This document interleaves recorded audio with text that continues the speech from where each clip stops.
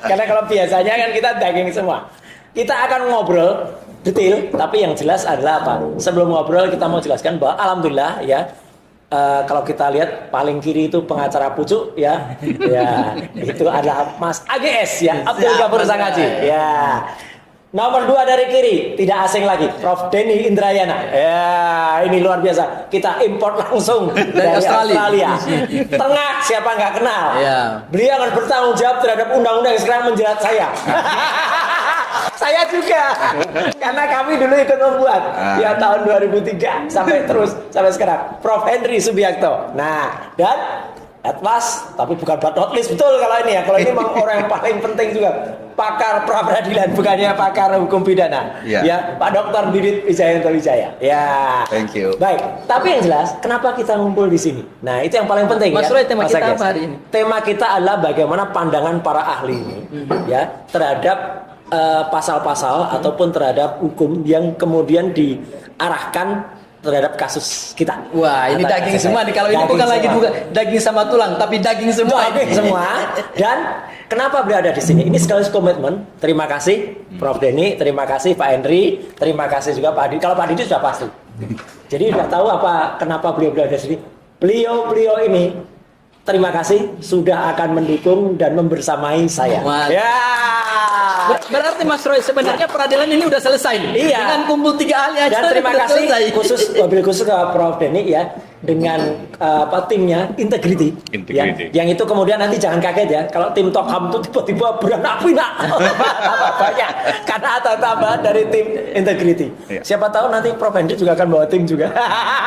Berarti sebentar Mas Roy. Iya, berarti ini langsung perkenalan ini. Oh iya udah langsung. Ini langsung di apa? Langsung diperkenalkan.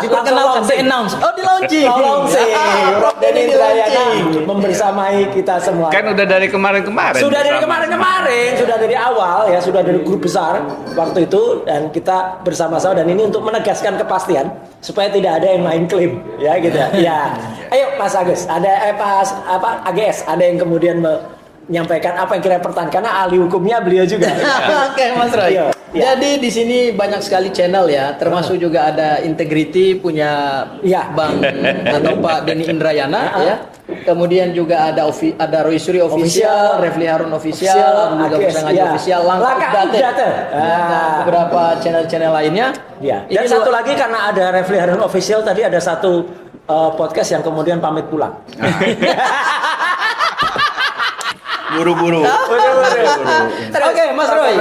Kita tidak mendahului persidangan. Ya. Tapi sebenarnya dengan kumpul 3 ahli ini saya kira persidangan udah selesai.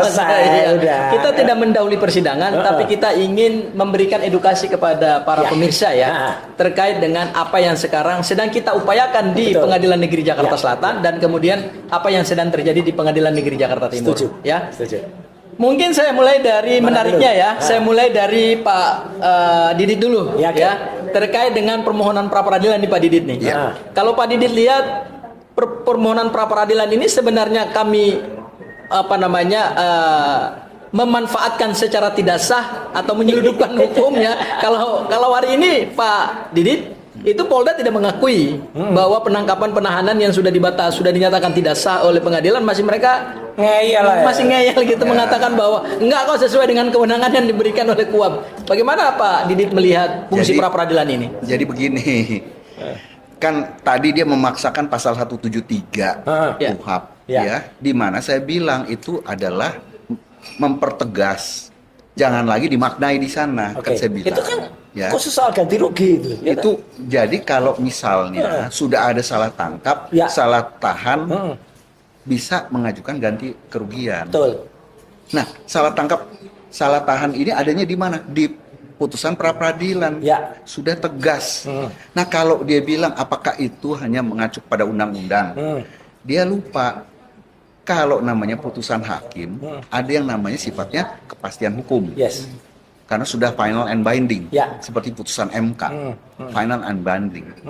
Itu menjadi aturan. Bedanya putusan hakim menjadi undang-undang bagi para pihak.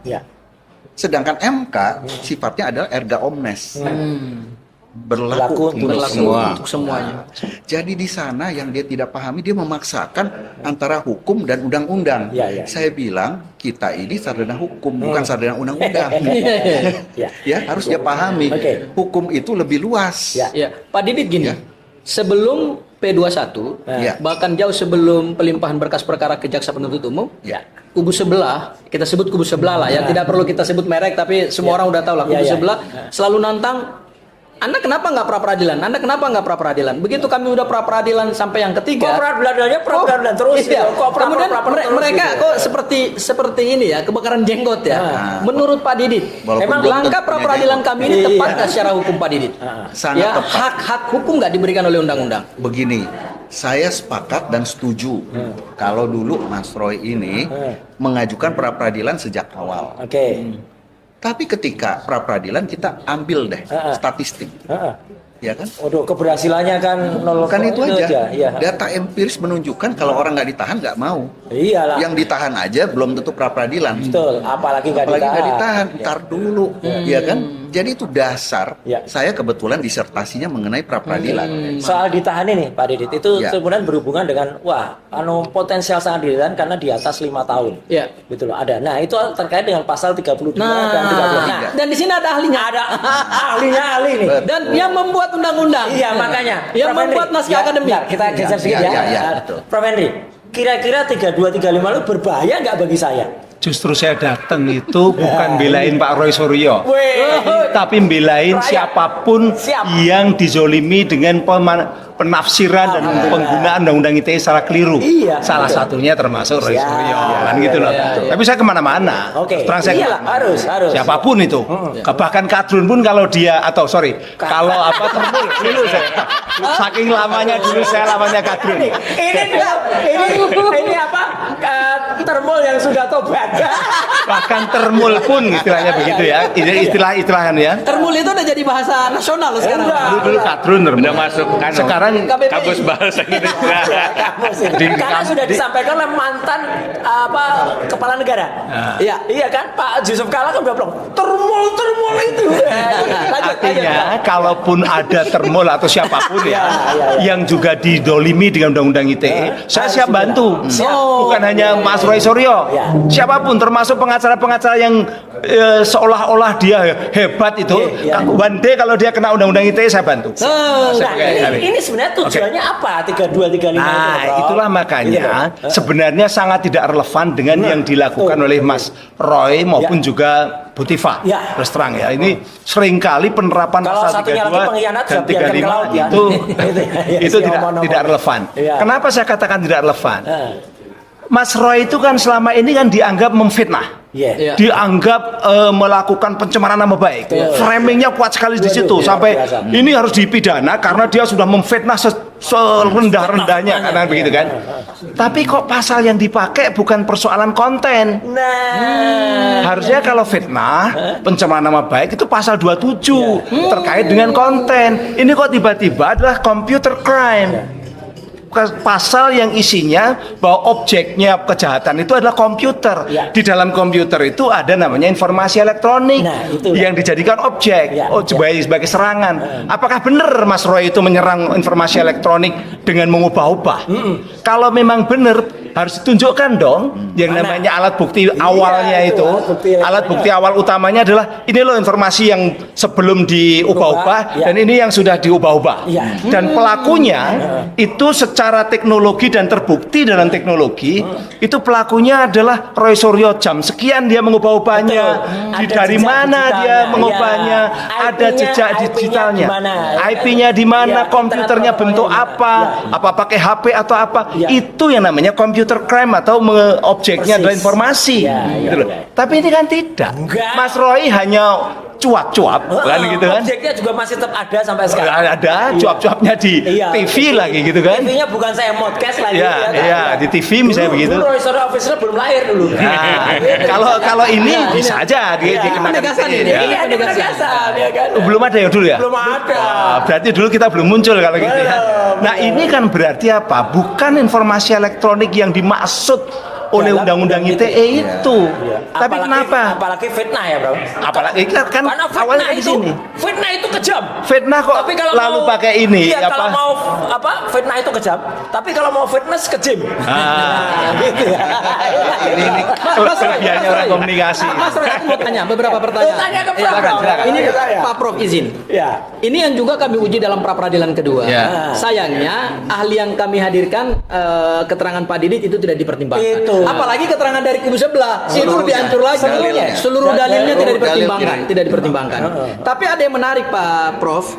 Ahli yang dihadirkan dari Polda ketika bicara soal penerapan pasal 32 dan 35, ya, terutama 32, tidak 32. Dia nggak ngerti undang-undang Kita ITE. nggak ngerti. Aku punya dua pertanyaan kepada Pak Prof. Izin, barangkali kami juga diberikan pencerahan hukum gitu ya. Apa yang dimaksud dengan transaksi elektronik atau bukti transaksi elektronik atau bukti surat elektronik? Apakah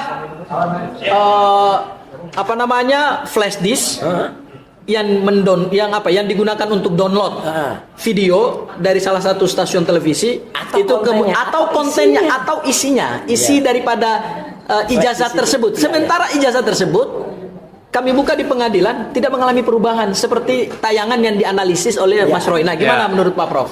Transaksi elektronik itu ada di Undang-Undang ITE Ya. pasal 1 ayat 2. Wah. Yang isinya adalah bahwa itu perbuatan hukum. Tapi di penimbangnya disebutkan perbuatan hukum apa? Perbuatan hukum baru yang dulu tidak ada sebelum ada Undang-Undang ITE, sebelum ada perkembangan teknologi. Yaitu perbuatan hukum baru menggunakan komputer dan jaringan komputer. Oke. Jadi kalau cuap-cuap pakai komputer enggak? Lambene ada komputernya enggak? Kecuali saya bisa Gitu kan. Jadi kalau orang menganalisis itu bukan perbuatan hukum dalam konteks Undang-Undang ITE ya, karena harus menggunakan komputer. Menganalisis ijazah, Itu kemudian menganalisis detail ya, misalnya foto, Apalagi cuma di font, televisi. huruf, terus kemudian ditampilkan. Berarti itu menganalisis sama nggak dengan memanipulasi? Menganalisis bukan transaksi elektronik, Yes. ya kan? Bukan transaksi, apalagi kemudian ada istilahnya mengubah-ubah informasi yang menjadi objek. Ya. Mengubah-ubah itu yang menggunakan komputer, lalu dia ngubah-ubah. Apakah itu bisa menggunakan menghack misalnya begitu, atau dengan cara misalnya masuk ke satu sistem pakai laptopnya siapa begitu yang dia tidak berhak. Itu bisa saja di sana ya. Tapi intinya adalah bahwa yang disebut sebagai mengubah-ubah itu adalah menambah, mengurangi, menghilangkan informasi milik orang lain.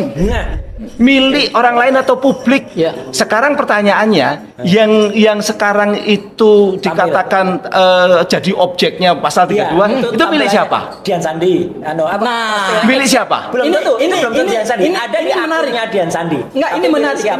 ini Iya. menarik. Objeknya atau informasi yang ada di dalam objek tersebut Ya, yang katanya Pak diubah-ubah Jokowi, itu, katanya ya. Pak Jokowi. Nama Joko Widodo, Ya. foto Joko Widodo, Universitas. Fotonya Gajah belum Mada. tentu Jokowi juga itu. Maksudnya di dalam ini anggaplah begitu ya. Ya. Ini kita masih menganggap begitu ya. Ya. Ya. Oke. Kemudian Pak Prof, sama yang tadi informasi Joko Widodo, ternyata saya baca BAP-nya yang punya yang namanya Joko Widodo. Joko Widodo tidak pernah memberikan izin kepada Dian Sandi untuk memfoto ijazahnya kemudian dia upload. Dia tidak pernah memberikan izin itu. Ya. Dan dia tidak tahu bagaimana caranya Dian Sandi bisa mengambil foto itu. Nah, apakah ini adalah informasi milik Pak Joko Widodo Dicuri oleh atau Dian dokumen Sandi? Joko Widodo atau dokumen Dian Sandi atau seperti apa? Ini masih Itu kabur nih. harus penyidik justru menjelaskan, ya kan?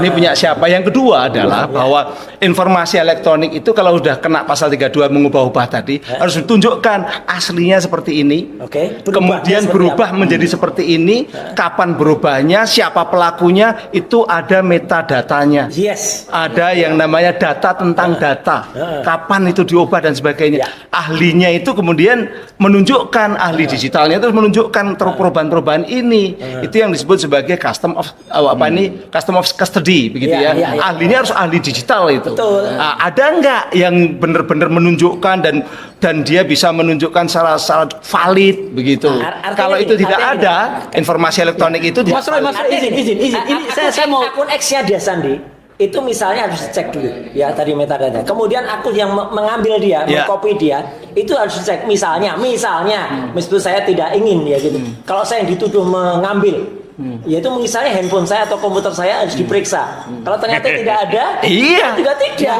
Itu loh artinya. Ini Mas Roy, ini Ya. unsur milik ini kan penting banget ya. Karena Penting ya. disebut pasal Baik. 32 tuh Ya, milik orang lain. Betul. Sebut itu. Ya, Pak Prof gini.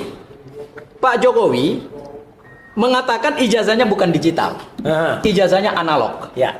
Dan yang diunggah oleh Dian Sandi tidak melalui izin daripada Pak Jokowi. Joko Widodo. Tapi yang melaporkan pasal 32 Pak Joko Widodo. Bagaimana menurut Pak Prof? Itu tepat makanya ini? menjadi tidak analisa jelas. hukumnya nih tepat nggak nih? Itu makanya menjadi tidak jelas karena sebenarnya yang dilindungi oleh Undang-Undang ITE pasal 32 itu informasi elektronik dan sistem elektronik. Nah, karena Salah nggak- satu Karena atau sistem ijazahnya bukan elektronik, Ya. berarti gugur dong. karena nggak jelas ini, kita tanyakan pendapat dari negeri seberang. Ya.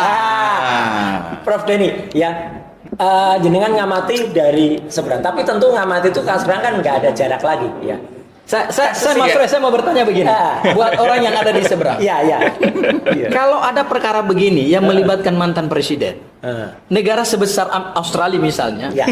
ya, itu nanggapinnya gimana kalau ada perdana menteri misalnya dipertanyakan ijazahnya, ya, atau atau gubernur dipertanyakan ijazahnya. Kalau negara seperti Australia yang sudah demokratis, sudah terbuka, sudah maju, itu pejabat tersebut menunjukkan ijazahnya atau muter-muter seperti apa ya? Atau bikin reuni-reuni. Ya, ta. Bagaimana negara sebesar seperti Australia kalau hal yang seperti ini terjadi di Iya, silakan. Ada 3 yang saya ingat langsung ya. Pertama, di Australia nggak ada persoalan ijazah pasti.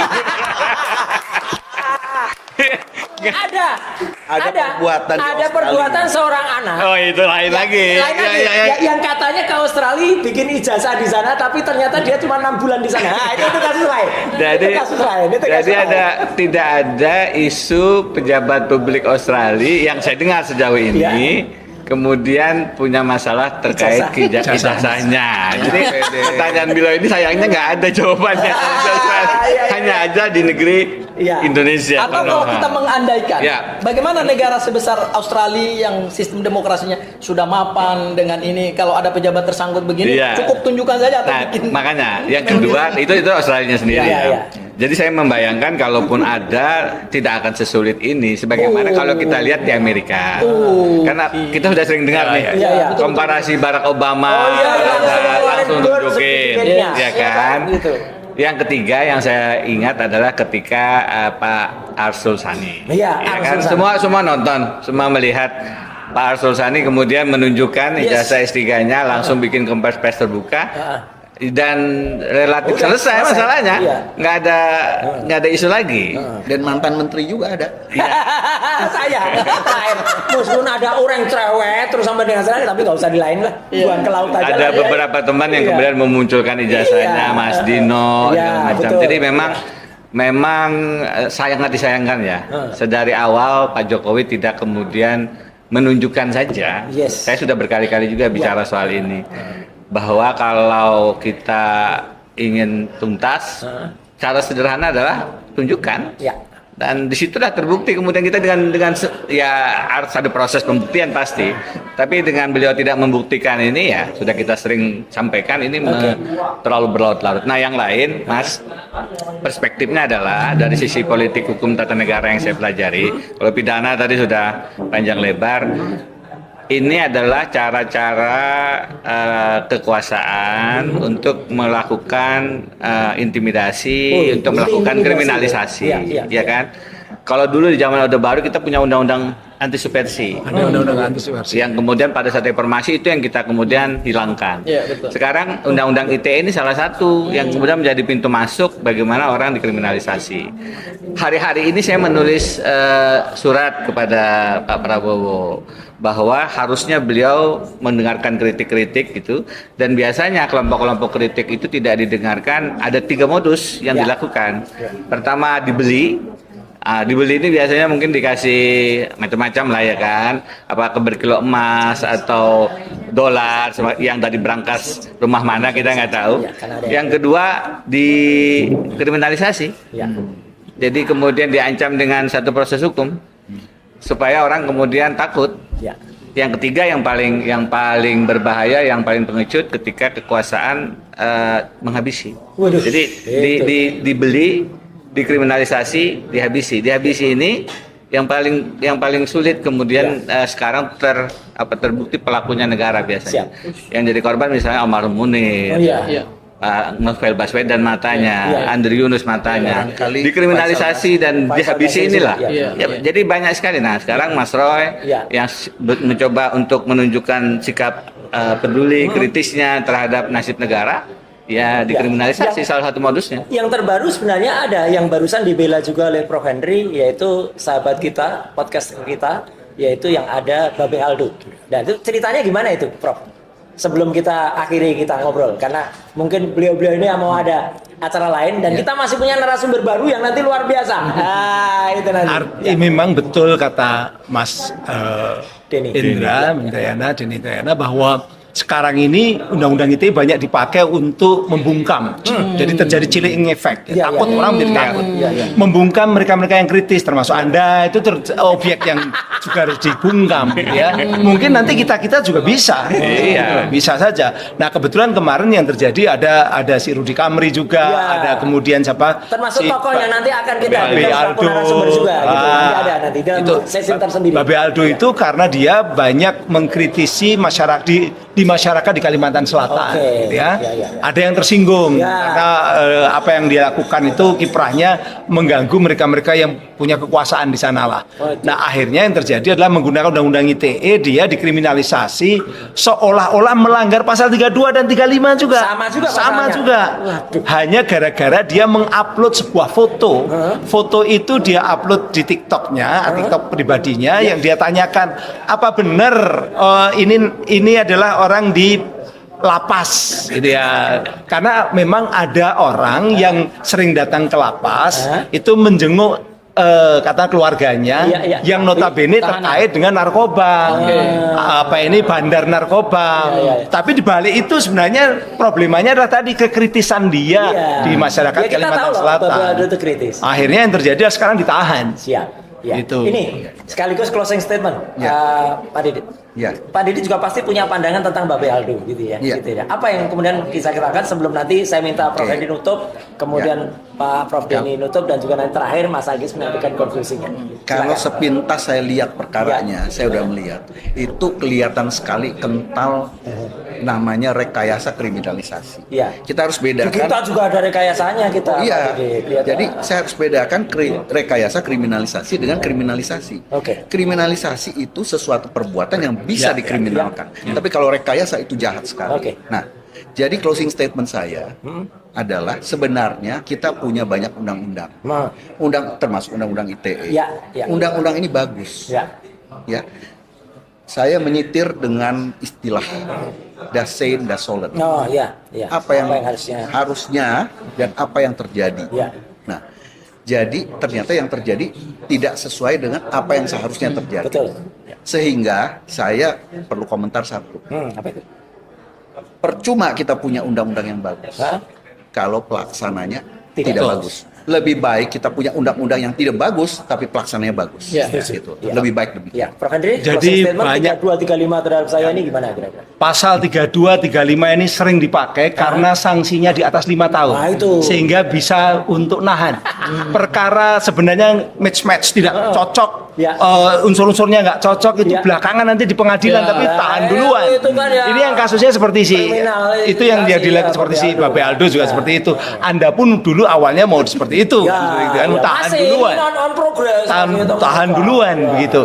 Nah, itu yang terjadi. Makanya betul bahwa problemanya adalah bahwa undang-undang yang sebenarnya untuk jagain internet supaya aman dari ketika dipakai untuk ekonomi digital dan sebagainya, ternyata sekarang dipakai untuk kegiatan-kegiatan politik gitu loh. Makanya saya ini kadang-kadang juga miris. Memang benar kita betul butuh rancangan undang-undang perampasan aset. Kita butuh. Tapi kalau kondisinya masih seperti sekarang, di mana penegak hukumnya sering menggunakan undang-undang untuk kepentingan bisnis dan politik mereka, saya khawatir malah nanti dipakai untuk ngerampasi orang-orang yang tidak bersalah. Gitu. Maka harus hati-hati gitu loh. Harus disiapkan dulu. Kalau perlu reformasi dulu penegak-penegak hukum yang oknum-oknumnya terlalu banyak ini. Prof Denny punya pandangan yang sama? Saya menyambung aja. Ya. Kami pernah dapat amanah sebagai Satuan Tugas Pemberantasan Mafia Hukum. Wah, iya dulu. Ya. Jadi memang kalau penegakan hukum kita itu bisa dipesan, maka yang dijadikan target itu bukan keadilan. Yang dijadikan target itu lawan. Siap. Sasaran gitu. Ini jahat ini. Jadi memang harus kita hati-hati betul dengan penegakan hukum yang tujuannya jadi politis, Ya. tidak lagi yuridis. Nah, saya pikir siapapun presidennya, pemberantasan mafia hukum itu harus menjadi salah satu Ya. agenda yang sangat serius Ya. ditegakkan. Ya. Ya. Salah satunya terakhir adalah kalau Pak Prabowo sekarang serius, maka pemberantasan mafia hukum salah satunya dia menguatkan kembali KPK sebenarnya. Iya, luar biasa. Begitu. Mas, konklusi hari ini? Konklusinya saya ambil dari kesimpulan tiga Ya. tokoh yang luar biasa. ini. Pak Didi tadi bicara soal undang-undang ITE dari asas das solendasein. Ya. Kemudian juga Prof Henry juga ngomong soal undang-undang ITE dan Pak Prof Denny juga ngomong undang-undang ITE. Satu kesimpulannya adalah undang-undang ITE ternyata adalah undang-undang subversi era reformasi. Yang sebenarnya undang-undang itu sudah kita tinggalkan. Iya, harusnya ditinggalkan. Harusnya ditinggalkan, tapi dihidupkan dalam era reformasi. Ada reinkarnasi dalam undang-undang. Ya, betul. Undang-undang subversi yang biasa dipakai oleh Pak Harto untuk membungkam lawan-lawan politik, untuk memenjarakan lawan-lawan politik pihak oposisi supaya kekuasaannya aman. Sekarang Ternyata hari ini di reinkarnasi. Ya. Terima kasih Pak Ya. Prof Denny, Makasih, Pak Prof Denny, Henry, Prof Henry, Pak Dr. Ya. Didit, itu Dan luar biasa. kita Itu kesimpulan akhiri- kita, Mas. Ya, jadi ya, satu lagi ya. Satu silakan. aja. Saya cuma mau nutup dengan adagium. Apa itu? Ya. Kita suka dengar fiat justitia quam caelum. Ya. Artinya meskipun besok langit Langsung tuh, runtuh, ya. keadilan atau justice harus ditegakkan. Betul. Ya. Dan menegakkan itu Nah, masalahnya susahnya begini, justice tidak akan selalu ditegakkan. Ya. Kenapa? Karena mereka tahu besok langit nggak mungkin runtuh. Iya. Tapi itu yang luar biasa. Tapi itu yang terjadi ya. Mantap, Jadi mantap. para aparat penegak hukum ya jangan lagi menggunakan undang-undang ITE itu ya untuk mengkriminalisasi orang. Ya. Ya, dan apalagi mengingkari itu. Malu, Bro, kalau menggunakan itu. Malu, Bro. Ya, gila, malu. Sampai jumpa di kesempatan yang Sampai lain. jumpa. Dan ini Tapi Mas singkat Roy, banget, tapi ini tapi sebentar jogging Mas Roy, semua. sebagai Ya. penutup, Ya. aku mau mengucapkan selamat atau apa ya, kata-kata kepada Prof Denny. Welcome to the club. Ya, welcome to the club dan terima kasih Ya, juga buat untuk Prof Pak Henry Prof. atas kesediaannya. Nanti kami tunggu keterangan ahlinya di persidangan, Ya, betul. supaya mengajari hakim dan mengajari Semakin. jaksa gitu. Ya. Ya. Dan untuk para termol, ya itu jelas ya. Beliau-beliau itu sekarang membersamai Dan kami. Prof Pak Didit, Ya, kami akan terus memakai ilmunya Pak Didit untuk pra peradilan selanjutnya. Ya. termasuk juga di Pengadilan Negeri Jakarta Timur. Mantap. Ya. Sekian terima kasih. Wassalamualaikum warahmatullahi wabarakatuh.